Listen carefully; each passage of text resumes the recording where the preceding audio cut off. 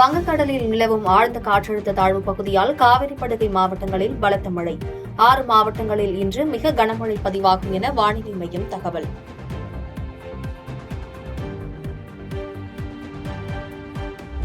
சென்னை மற்றும் புறநகர் பகுதிகளில் விட்டுவிட்டு பெய்யும் மழை.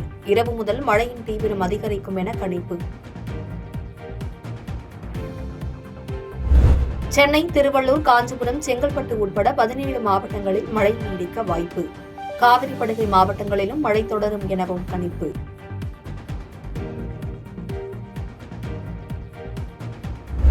பாரதியாரின் 143வது பிறந்தநாள் விழா கொண்டாட்டம். பாரதியாரின் பல்லக்கை சுமந்தும் நினைவு இல்லத்தில் மலர் தூவியும் ஆளுநர் ஆர். ரவி மரியாதை.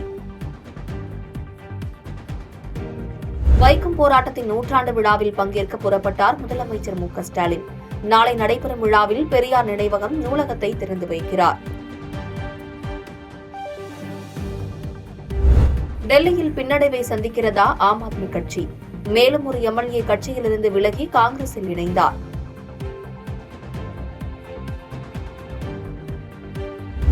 தங்கம் விலை 2 நாட்களில் சவரனுக்கு 1240 ரூபாய் உயர்வு.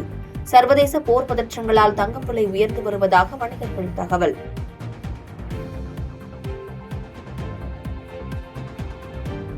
ஒடிசாவில் கடந்த 11 ஆண்டுகளில் 857 யானைகள் உயிரிழப்பு. மின்சாரம் தாக்கி மட்டும் 149 யானைகள் இறந்ததாக மாநில சட்டப்பேரவையில் வனத்துறை அமைச்சரகம் தகவல். சிரியாவிலிருந்து 75 வீரர்கள் பத்திரமாக மீட்பு. லெபனானிலிருந்து இந்தியா அழைத்து வர மத்திய அரசு நடவடிக்கை. ஆஸ்திரேலியாவுக்கு எதிரான 3வது டெஸ்ட் போட்டிக்கு தயாராகும் இந்தியா. அடிலைடு மைதானத்திலேயே பயிற்சியை தொடங்கிய வீரர்கள். மயிலாடுதுறை மாவட்டத்தில் பள்ளி கல்லூரிகளுக்கு இன்று விடுமுறை. கனமழை எச்சரிக்கையை தொடர்ந்து மாவட்ட ஆட்சியர் அறிவிப்பு.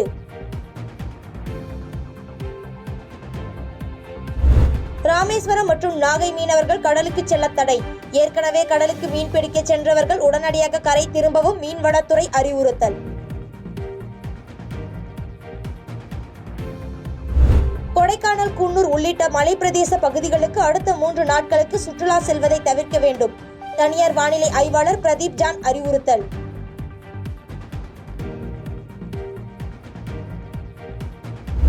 கடந்த 2 ஆண்டுகளாக பெறப்படும் நன்கொடை தொடர்பான எந்த ஆவணங்களையும் கொடுக்கவில்லை. இந்து சமய அறநிலைத்துறை மீது சிஏஜி குற்றச்சாட்டு.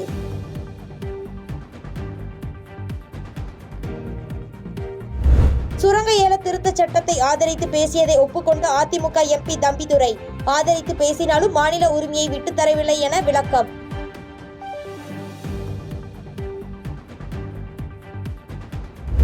செய்தி சேகரிக்க இடத்திற்கு வந்த செய்தியாளர்கள் மீது தெலுங்கு நடிகர் மோகன் பாபு தாக்குதல். மைக்குகளை பிடிந்து எறிந்த பாதுகாவலர்கள்.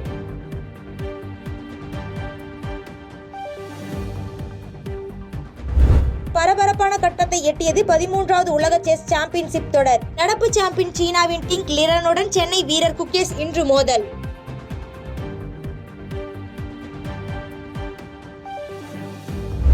சூடானில் ராணுவம், துணை ராணுவம் இடையே வெடித்துள்ள மோதலால் நீடிக்கும் பதற்றம்.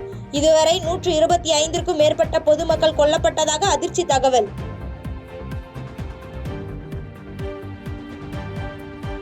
பாதகம் செய்பவரை கண்டால் நாம் பயங்கொள்ளலாகாது பாப்பா. மோதி மிதித்து விடு பாப்பா, அவர் முகத்தில் உமிழ்ந்து விடு பாப்பா. அண்மை செய்திகளை உடனுக்குடன் தெரிந்து கொள்ள இணைந்திருங்கள் இயம்நாடு தொலைக்காட்சியுடன்.